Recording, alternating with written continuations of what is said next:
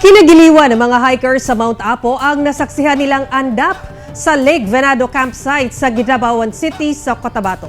Narito ang report ni Argil Relator ng GMA Regional TV 1 Mindanao.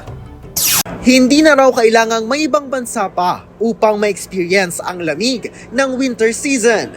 Dahil sa larawang kuha ni JC Quiñanola sa Mount Apo campsite sa Lake Venado sa Kidapawan City, Cotabato, makikitang nabalot na ng ice crystals ang vegetation at lupa sa paligid ng naturang lawa.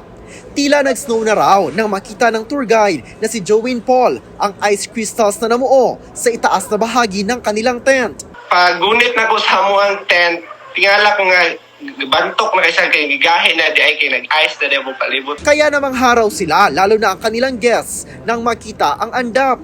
Ayon sa Mount Apo Natural Park Development Management Officer, normal na raw ang frosting phenomenon, lalo na sa unang quarter ng taon. As early as 1991, naatay mga hiker nga kauban pagyapon na to karon sa opisina nga nag-grade sila kuan nga nag-ice na diya sa Binado. Ayon sa Pag-asa Davao, asahan pa rin ang frosting sa naturang lugar hanggat nararanasan pa ang hangin-amihan o ang malamig na hangin. Kung nasa Mount Apo, taas man ang iyang elevation from the surface, ground surface. So, naay mo take nga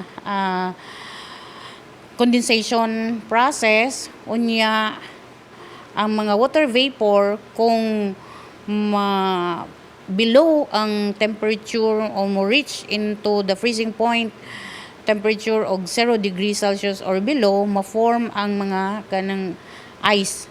Mula sa GMA Regional TV 1 Mindanao, Argil Relator, nagbabalita para sa GMA Integrated News.